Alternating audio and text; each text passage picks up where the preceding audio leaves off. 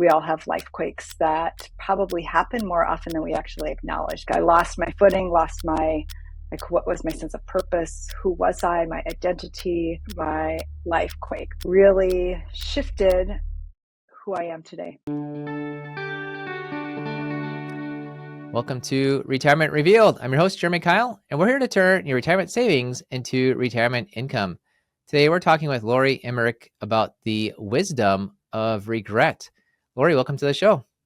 Thank you so much, Jeremy. Yeah, glad to have you on. We're going to talk about the wisdom of regret. But before that, I'd like to hear a bit about your corporate career. You were in a corporate career for a little while, and you had what you described as a lifequake. So tell me about your corporate career and what's this earthquake of life called a lifequake?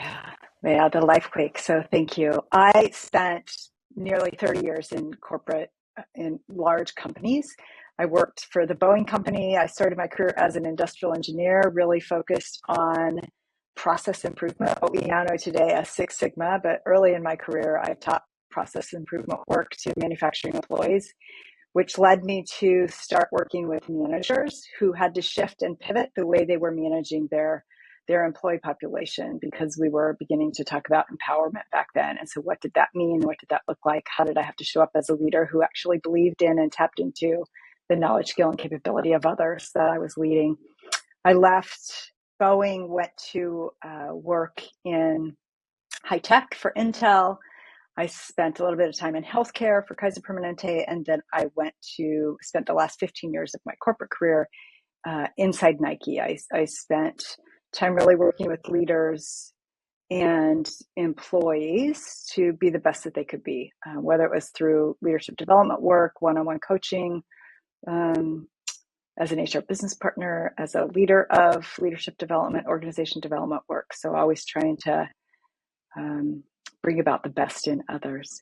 I left my corporate career in 2017. I had what I refer to as a lifequake. It actually comes from Robert Filer's work around, he talks about transitions, and we all have lifequakes that probably happen more often than we actually acknowledge. But it's when multiple events happen that are less than desirable in our life. So I left my career, wasn't quite sure what I was going to do, became an empty nester. My mother-in-law, who was really a foundation in my life, had been diagnosed with Alzheimer's and was moved into a full-time memory care facility. So those three significant events at one time are considered to be kind of a lifequake. I lost my footing, lost my, like, what was my sense of purpose? Who was I? My identity. I had always known an identity as a significant career kind of contributor. And I wasn't quite sure what all that was going to unfold into. So that was a bit about my lifequake that really shifted who I am today. Yeah, I can imagine. And I hadn't heard that lifequake term, but I think a lot of these lifequake things are somewhat common in that we talk with people about retirement, and quite often it's so funny. It's like I tell people, I say that people freak out when they hit 50. I don't know if that was it was a that was about that could be, the right year. Okay. Right, there you go. Well, and I think part of it is maybe part of this issue of hitting 50, and all of a sudden the kids are moving out, and that's certainly a lifequake. But then you get a little bit past that, and maybe that's exactly when mom or dad are having some issues. And then you're thinking, wait a second, I've got this ability to go travel because my kids, I'm not tethered to what their schedules are. And I'm seeing my parents where their health is declining. And my boss is half my age, and I just don't want to work there anymore. It seems like a lot of things are hitting all at once. So I like this term of lifequake, an earthquake in your life. And there's probably little tremors, right? And residuals. Yeah. Definitely tremors, a feeling of unsettledness. And for me, it felt really ungrounded. Where do I see myself even in corporate world? We define strategy 3 to 5 years out, and trying to define that for myself at that time was like, I have no idea where I want to be a year from now, yet alone 3 years, 5 years. So the conditioning by which I had been accustomed to trying to figure out kind of what's next, I was at a significant impasse. Mm-hmm. So how did you get through that? How did you find out what was next for you? So what I did a lot of experimenting. I decided that 2018 and 2019 were kind of going to be the year of yes. And I paid attention to what was coming my way, what was being asked of me. I had been invited to join a group that I really really admire, a woman by the name of Liz Weissman, whose research and work I had come across when I was working at Nike, and we had hired her to do some work with us at Nike, and then subsequently she invited me to join her small practice as what she calls a master practitioner, so teaching her work that is captured in a book called Multipliers and a couple of other books that she's written since this. She wrote Rookie Smarts, she wrote Impact Players. So that was my first, like, wow, okay, I think I'll pay attention to that and start seeing what this might look like. And then I had former colleagues ask me to come and start facilitating some leadership programs. They were in other companies. I said, okay, I'll pay attention to that. I'll go do that. So it kind of led me to start my own small little consulting practice at that time, because I was being invited into these spaces. I wasn't sure that that was what I wanted to do. However, I was enjoying the variety of different cultures that I was exposed to, as well as different experiences I was being asked to deliver against. Yeah, so it seems like you had that opportunity to, in a way, things were freed up, right? You don't have the corporate constraints, and gave you some time to kind of look around and see what might be out there for you. Although it turns out you write in the chapter from the Retirement Collective that we got introduced to you through, is that basically that regret is a teacher. And so, tell me more about that. How is it that maybe regret becoming a guide for you in your life, and what we can do with that? Thank you so much. I think I was I was starting to pay attention to where I was getting my energy and excitement in my work, and I found that working with leaders who were at kind of the later stages of their careers, um, whether it be 2 years, a year, and they were trying to figure out kind of what's next. And so we started just talking about legacy. What do you want your legacy to be? And through those conversations, oftentimes came up, gosh, I regret the things I wish I would have done. I regret that I didn't take certain action, or I regret inaction, not doing certain things. I regret that I didn't make bold moves. I regret that I didn't build a connection, a deeper connection with others. So whether it be personal or professional. So started to really pay attention to what was this idea about regret and leaving a legacy, of leadership legacy specifically in the world that I was in at the time. And so I really started to do some research, and I dug into different bodies of research over time.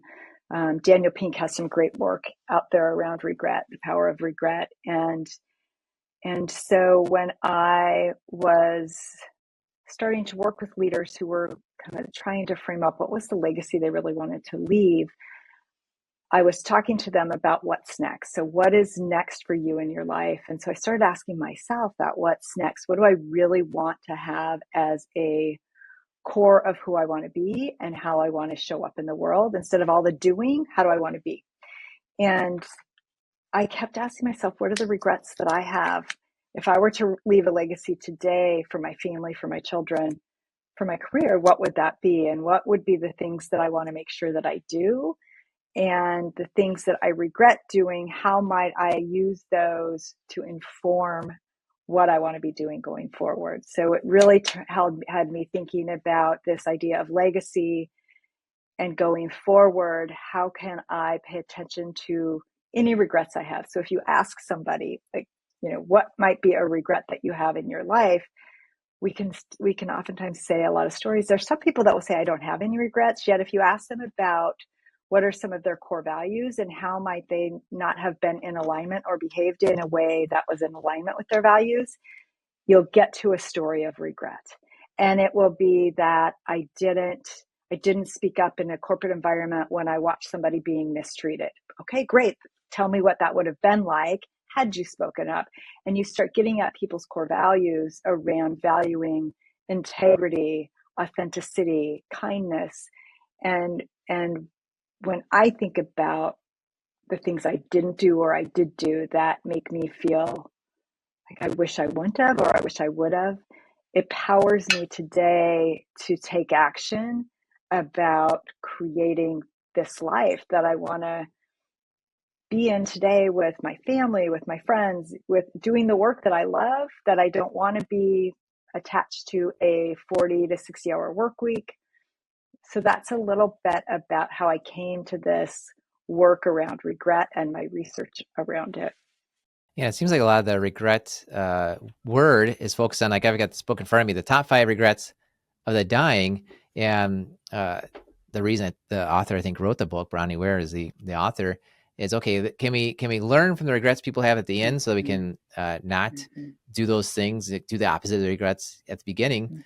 But here we are, transitioning in a career for you, or maybe a lot of us are going through retirement. We probably already have regrets to begin with. I think you would regret at the end not focusing on regrets and making a change, right? You get some time to maybe make a change. So I like this idea of the seeing what have I regretted so far, because you probably have a lot more time to undo those regrets, or say, okay, well, I'm regretting it because of that value of here's the things I value that I didn't speak up for, whatever that might be.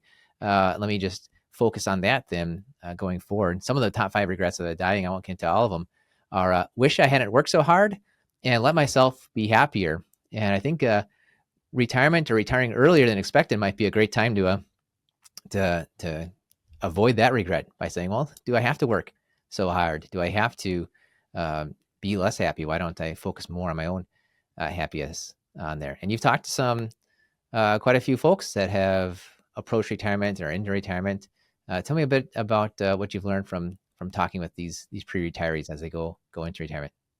Yeah, one of the things um, I've really gained some insight around is just the example you talk about is wish I wouldn't have worked so hard.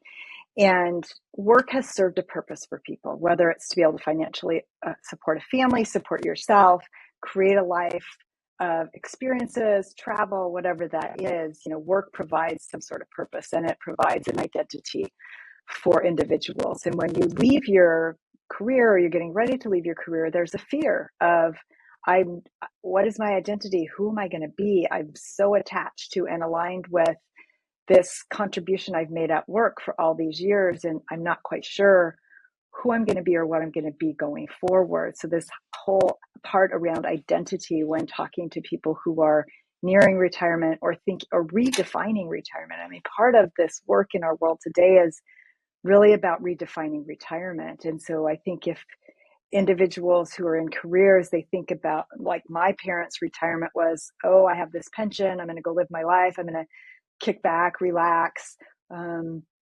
Yet today we have what we call individuals who want to live a portfolio life, is what I call it. So they want to do travel, they want to deepen relationships. They may want to have some sort of still paid contribution of a work. Maybe it's a part-time gig. They want to volunteer. They want to live a healthy life. They want to exercise. So looking at a more holistic approach to life is what I'm really discovering with individuals who I've had the opportunity and privilege to speak with at this stage in their lives. Yeah, and one of the examples I really liked in the chapter was Pamela. Tell me a little bit about her. Let's maybe share her story a bit, where she was and what caused her to really redefine her retirement. What's she doing now? Yeah, Pamela had what she called, I mean, I guess you could call it a life quake as well. She got to, hers was more driven by some health issues. So she had this really high trajectory, or, rapid growth in her career early on. And she was at a senior level role. and realized she was just, it was, to your point, like I worked so much. I was missing out on an opportunity to be with my young daughter.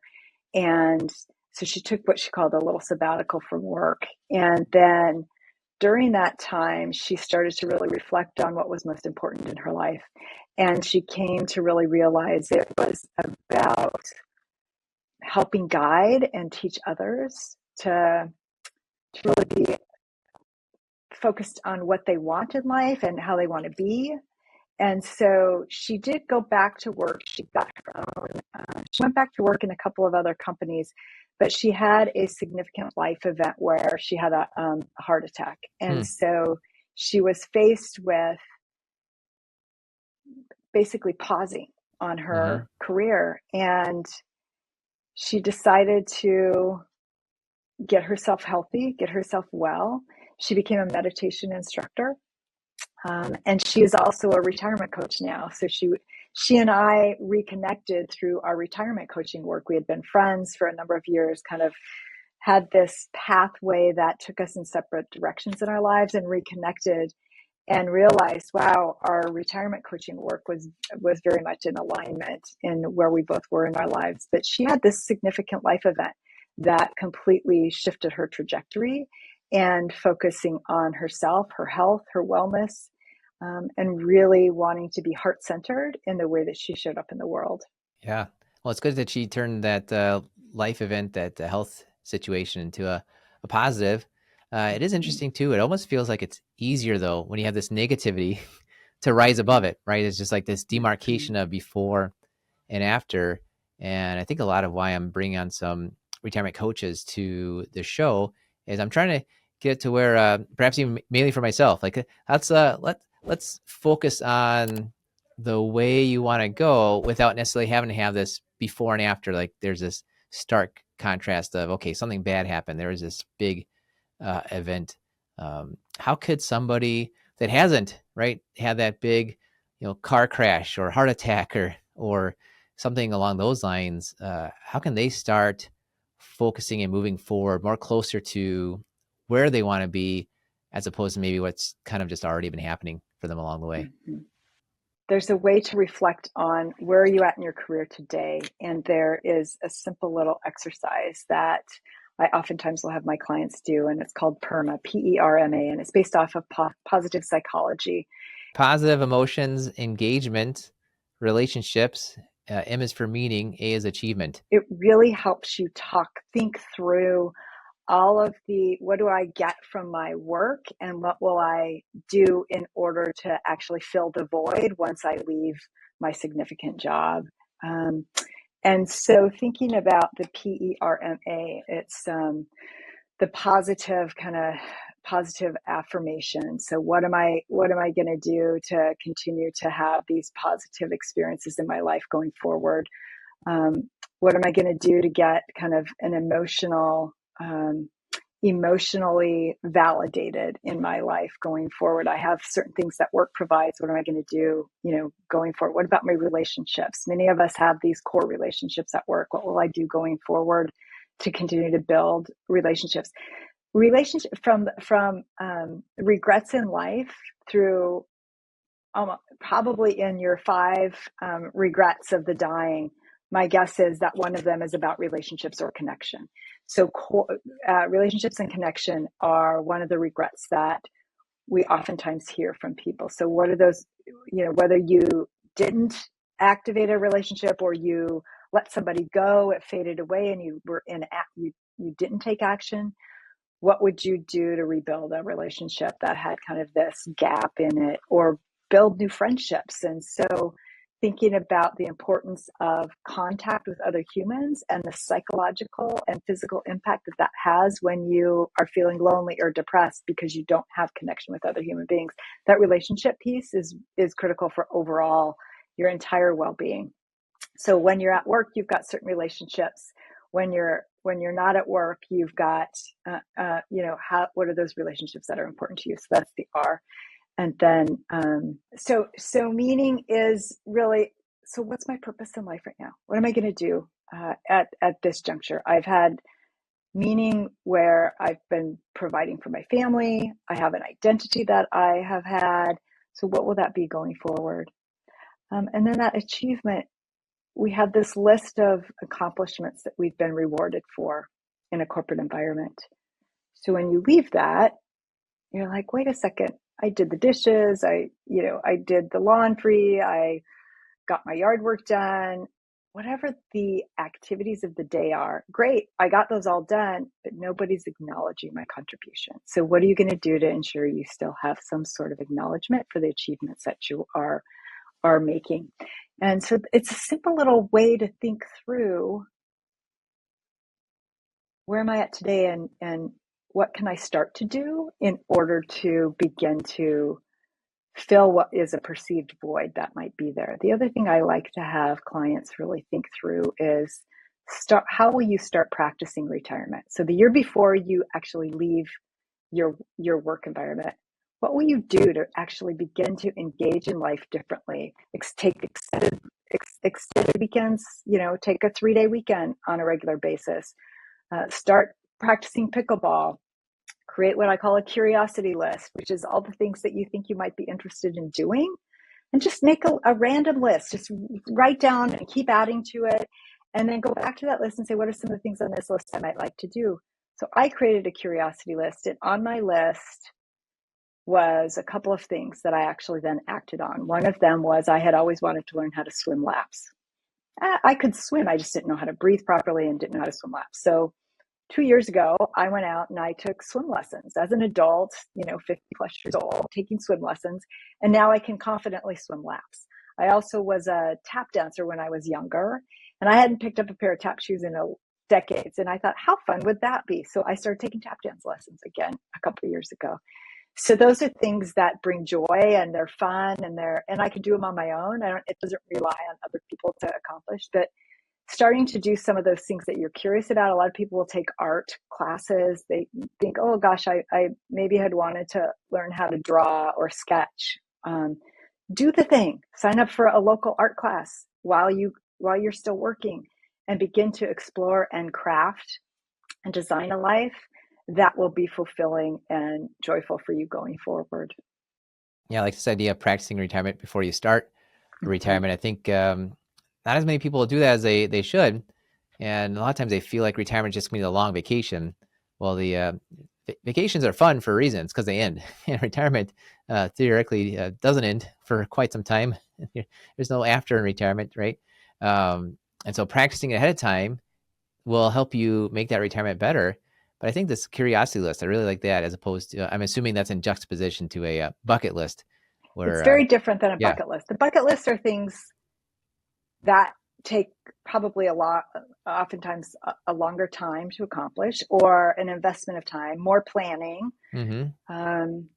For me, I have on my bucket list to trek in Nepal when I have a significant birthday coming up next year. Yeah, there you milestone go. birthday, and that's what I'm going to do. But that to me is I have to plan it. I have to train for it. I have to really think about how I'm going to accomplish that, and I'm going to make it happen. Yet the curiosity list for me is like simple things like I want to learn how to play an instrument. Okay. I was with my daughter over the weekend, and I said, she used to play saxophone. Why aren't you playing saxophone anymore? She goes, I really think I'm going to. I really think I'd like to do that. Great, then go do that. Right. Instead, you don't have. It's a different mindset around bucket list versus curiosity list. There's no commitment around a curiosity list that this is what I'm going to actually go do until you look at it and go, well, that sounds like maybe that's whispering to me to take action on it. Yep, right on. Well, in your chapter, you wrote 3 action steps to turn regrets into action. Reflecting with compassion is 1. Identify some themes and patterns is 2. Set intentions and take action is the 3rd step. Tell me about each of those 3 steps. How can we actually make these steps happen so we're turning our regrets into a redefined retirement? Yeah, I think that when you talk about reflecting with compassion, it's really thinking back on, what have I achieved? What have I not achieved? How might I be able to really, whether you journal, whether you do meditation, really sitting with others to have meaningful conversations. But what are those themes that are coming out of those reflection activities. Any of those can help you really think about, what do I wish I would have done? What do I want to do going forward? What do I want this whole concept of legacy? What would I like my life legacy to be? So that I can actually leave something for others where I feel proud, I feel excited, I feel like I've made a positive impact in the world. The other one is around it's the second one is identify those themes and patterns. So once you've done your kind of reflection, what is common for you? What is surfacing for you? What are some things that you can actually validate by asking others for feedback? And then do something about it. So map out, in a workshop that I offer, the R3 workshop, we actually ensure that participants leave with what we call a blueprint. So map out the next 6 months, map out a maximum of a year, no longer than that, because when you're at this stage in your life, you're trying to think about, okay, what's next? How do I practice, or maybe practicing retirement for the next 6 months? That's your blueprint. What does that mean? What does the next year look like? That's, and hold yourself accountable to that, or find a buddy, find somebody in the R3 program we offer, the 3R program, reignite, reflect, reset, reignite, and think about, what am I going to do going forward? And having a colleague with you to kind of be your accountability partner, check in with each other, take those actions. What's preventing you from actually making the things happen that you have listed that you want to make happen? So that's the accountability to yourself and to others. Yeah, appreciate you sharing that. It's I especially like the first one, reflect with compassion. You might have this regret of I wish I had done this thing earlier, and could get down on yourself of, oh, how horrible am I because I didn't do this thing. Well, you've got this opportunity to start doing those things, but then have compassion about and on yourself of okay, there was reasons behind why you hadn't done the thing or did the thing, whatever it is that you're regretting. And I think if you have that compassion for yourself, it'll allow you to move forward towards whatever it is you need to go, wherever you need to go.